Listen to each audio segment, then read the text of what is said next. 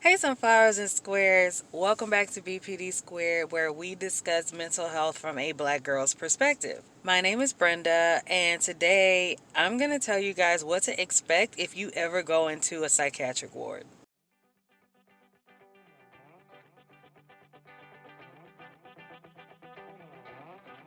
So right now I'm in the car. I'm sitting in the parking lot of a Home Depot because I went on a ride with hubby today. Basically, he's working right now, but I kind of just tagged along just to get out of the house and have something to do, and also just to have an excuse to put some makeup on my face and look pretty today. If you are new here, welcome and thank you so much for stopping by to watch the video. Make sure you like, comment, and subscribe so you don't miss any future videos. All right, so hopefully by the time this video comes out, I will have released my previous video talking about my stay at the psychiatric ward. And if not, be on the lookout for that soon. I don't know, y'all. I'm being very inconsistent lately, but I'm working towards getting back on it. But be patient with me, it's coming. So, for those of you who don't know, this was my second stay in the psychiatric ward. So, I stayed there last year in February. So, February 2019 was the first time I ever was admitted into a psychiatric ward. And then I recently left from there this past February. So, I don't know. Maybe it's a sick, cruel anniversary to myself. So, the reason I want to talk about this is one, to kind of give those on the outside looking in kind of perspective of what it means to be admitted into a psychiatric hospital, as well as to give some hope for those of us who feel like they may need it in the future. So before I move any further, let me just say that there is nothing wrong, zero things wrong with admitting yourself into any kind of hospital type care if you are seeking help and you're seeking if you're just seeking help. There's nothing wrong with reaching out to seek help. This is why these facilities exist, because there are, we just need, sometimes we need a little bit more to get us through. So it could be just trying to get ourselves back regulated, back on medication, adjusting medication, a safety precaution if we feel like we're in danger of harming ourselves. Whatever the case may be, there is nothing wrong with seeking help, no matter how you seek it. If it's a way to actually help yourself and to get yourself into a place where you are safe and protected and are able to recover and get well, it's nothing wrong with it, guys. So, as I mentioned before, I'm just going to kind of break down a few things that I've come to understand or kind of come to expect when going into these facilities. And I just want to share that with you guys to kind of just give you a preparation or like a heads up in case you ever find yourself needing this kind of care. Guys, I'm going to tell you right now, whatever freedoms and routines and things that you had before you came in, it's going to change. It's definitely going to change. So they try to put you on a specific type of schedule. And it actually is a good idea, because I know for me, if I don't have a routine to follow, it kind of throws off my entire balance in general. So having a routine kind of keeps me sane, for lack of a better term. So in both facilities that I stayed at, both of them made sure that you ate breakfast, lunch, and dinner, as well as got snacks in between. So I know that a lot of people that come into these facilities are there for mental health reasons. But also, some of them are, coming down off of drug addiction, coming down off of binging on whatever it was that they were dealing with before they got there. And a lot of people don't have a regular eating schedule and don't have, access to healthy meals. So they make sure they make sure that we eat. So that's one thing that you got to get used to, is having food always available. Because it is a hospital, expect people to check on you multiple times throughout the night and throughout the day. Reason being is because, again, you have different kinds of people coming in there with different issues, and they want to check on you to make sure that you're still doing okay, especially since a lot of times they are placing you on medications that you may not have had before, and you may not have, you may not know how you're going to react to it. So they're checking every few minutes. I say every few minutes. They say it was every hour. They check every few minutes to make sure that you're still doing okay, you're sleeping well, you're not, having trouble or anything like that. And speaking of medication, do expect to be offered medication while you are there. Reason being is because you're in a facility so that you can get stable. And what better way to help balance you out in a kind of quick hurry fashion but to medicate you? And I know it sounds terrible when I say it like that, and I honestly don't mean it like that. I understand the reason for it. The only thing that I'm kind of concerned about is medicate first, ask questions later kind of thing. Now, I say this based off my own personal opinion. This is my own personal opinion. But to kind of explain what I mean, when I stayed at the Harris Center, and this is my most recent stay, when I was at the Harris Center, I want to say my second day in, the psychiatrist sat me down and asked me how I was doing, what were my symptoms, what brought me there, and they offered to give me certain things. I told them, no, I can't take this, no, I can't take that, and they offered me Seroquel and melatonin. So, Seroquel is an antipsychotic as well as a mood stabilizer, and it does something else, I can't remember.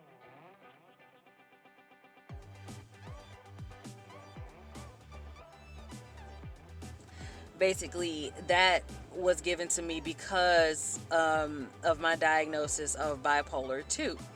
So at first, I was taking Trileptal for my mood stabilization and because of bipolar disorder. But Trileptal started to affect me in a way that was causing me to have spasms, and it was just painful after a while to take it, and I felt like it was starting to wear off anyway.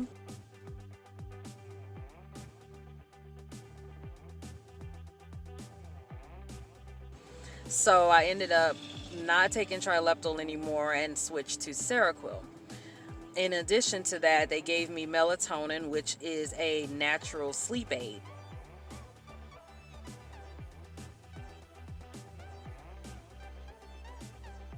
I don't really sleep. When I sleep, my brain is still going full force, full speed. So I feel like I never really rest. So that was supposed to help with that. But to go back to what I mentioned before, I just felt like the symptoms I was trying to present to them were being interpreted as I'm hearing voices, I'm inconsistent in my mood, so therefore I need something to stabilize my mood. Now, they're not wrong, but the way I'm hearing voices is not the way that they think I'm hearing voices. So at first it was one of those things where I felt like they were just throwing medications at me because they just needed to get me to a point where I stopped hearing voices and stopped feeling suicidal. And that was just me, I guess, in my negative mindset. I was being really negative about it. The truth of the matter is, they gave me what I needed to be stable enough to continue with my care. And so when you go to the psychiatric ward, do not be surprised if you are asked your first or second day in how you're feeling and if they ask you to start taking certain medications, because that's their job. They're there to keep you stable. In addition to that, do not stick with a medication or do not stick with a specific routine a doctor gives you if you do not feel it is actively working in your best interest. So if you're given a sleep medication but you don't feel like you're sleeping, tell the psychiatrist, tell the doctors. If you're given an antipsychotic but you're still seeing shadows in the corner, tell the doctor. Now, I'm gonna tell you the truth. You do have to wait a couple days. You will have to wait a few days for it to actually settle into your system so that they can see any kind of progress and see if it's actually making any changes. So give it a day or two. But if you feel like after that third day you're still not feeling any better, then you need to make a change. And there's nothing wrong with bringing that up and letting them know. Which leads me to my next point. Actually talking to your psychiatrist slash therapist if you get one. I'm not gonna lie, it's kind of difficult to speak to your psychiatrist for a few reasons. The first being, depending on when they're trying to talk to you. Now, I'm gonna tell you the truth. The first time I spoke to my psychiatrist during this recent stay was like 5 or 6 in the morning. Like literally woke me up out of my sleep and brought me to a room, sat me down while they were typing on computers and asked, "So, how are you feeling today on a scale of 1 to 10? Are you still hearing voices? Are you still feeling suicidal? Are you feeling like this, feeling like that?" And I was pissed, guys, because I'm like, it's 5 in the freaking morning. I don't feel like anything right now. But with that being said, try your absolute best when you have been there and feel like you have a little bit more stabilization. Make sure you have questions ready to ask your psychiatrist if you feel any kind of concern about anything. So like I mentioned before, if you feel like your medications aren't working the way you want them to, if you feel like you're not sleeping or eating or doing anything a certain way, make sure you bring it up to your psychiatrist. Bring it up to your therapist if they assign you one as well. The reason I said that if they assign you one is because both times I didn't have a therapist. I had to get an outside therapist, but you have psychiatrists in the facility. Because again, they're the ones that prescribe the medication. They are the doctors.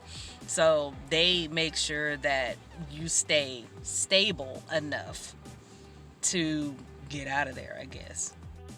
Another reason it may be a bit difficult is because you're not the only one trying to talk to your psychiatrist. Unfortunately, one psychiatrist is assigned to multiple different people. So a lot of times you will see people swarming around them and trying to ask them, "Hey, I have this going on. Hey, I have that going on." And sometimes the doctor tries to move quick so he don't get caught. And you know what? I don't blame him, but then again, I do blame you because that's your job. You're supposed to be helping us, right? Try your best, like I said before, when you actually get that specific one-on-one time with your psychiatrist, to remember what you need to ask and to let them know how you've been feeling and what you've been experiencing. Make sure you have a journal. They will provide you with like paper and pencils or crayons or whatever.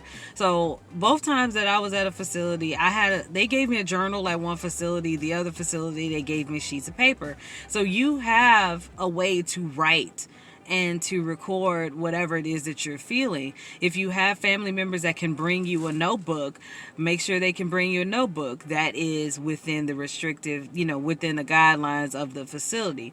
That way you don't forget when the doctor does, finally get to you and ask what's been going on. Shameless plug, watch my latest video, How to Journal. So one of the other things that I've come to expect is you're not going to get very much privacy. At both facilities that I stayed at, I had to share a room with someone, I had to share a room, as well as this past facility, I had to use public showers and public restrooms, so we had to share restrooms. So that was fun. Truly, it was a very interesting situation. We had people that were kind of a mess. They would leave stuff all over the place and expect people to pick up after them. And there was this girl that kept going to the bathroom and the shower. It was. Anyway, I believe they do it is because there's limited space, as well as it's easier just to keep an eye on two people at a time. I don't know. You do have to share a room with people. Depending on the facility you're in, it may be multiple people, it may be one other person. I've always only shared with one other person, and those people might change over time. Like, at the first facility, I think I had 3 different people in my room, and then the last facility, I had 2. So it just depends, because people are moving in and out all the time.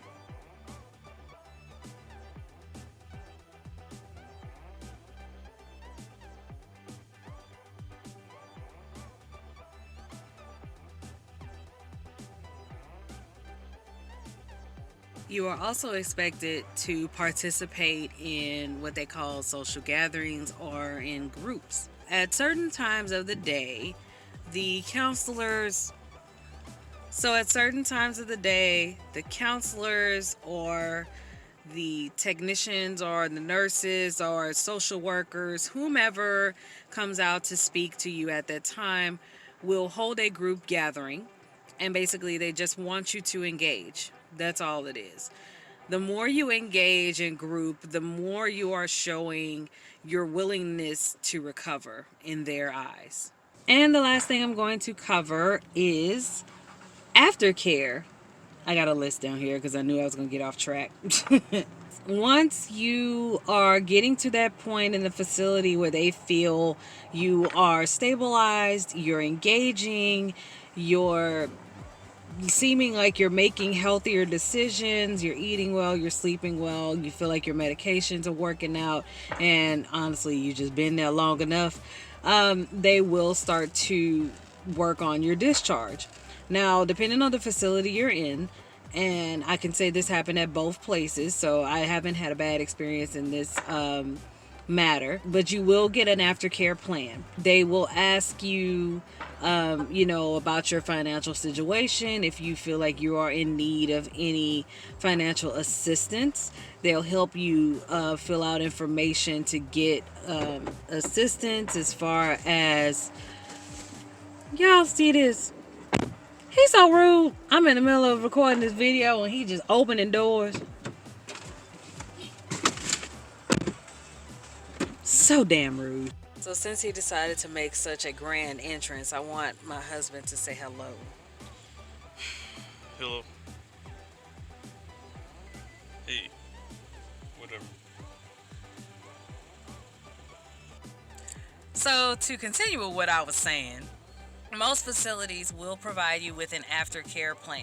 After they have determined you're stable and ready to move on with life and continue with recovery and therapy and things like that, they are pretty good about setting you up with financial plans, setting you up with different facilities, doctors, therapists, psychiatrists, good things like that. So with the first facility I stayed at, they were a private institution, so they had their own personal psychiatrists and therapists and their facility that they specifically worked with, whereas the Harris Center is its own company as well, so they had a facility that they work with where they also have their own psychiatrists, social workers, case workers, therapists, so on and so forth. So again, guys, there is nothing wrong with seeking psychiatric help. Definitely nothing wrong with putting yourself in a place that is not only going to help you get stable, but also help you move forward in your plan for recovery, safety, and just, overall trying to get better. Again, make sure you leave a like, comment, and make sure you subscribe so you don't miss any future videos. Make sure you follow me on Instagram and catch up over there because I do a lot of stuff on there too. Follow the blog and become a sunflower. I'm looking for more people to contribute their input to what it's like to live with bipolar disorder as well as borderline personality disorder. And not only that, if you have any other things you're dealing with and want to share your experiences, please make sure you do so. I'm looking to build a community and build this family so that we can spread awareness for mental illness. But we're getting out of here, guys. We're heading back home. I'm going to get back on Stardew Valley, or I'm going to watch him play the Final Fantasy VII remake demo. What you mean? Something gonna happen. But anyway, as always, I love you guys so much, and make sure you stay square, and I love you. Mwah.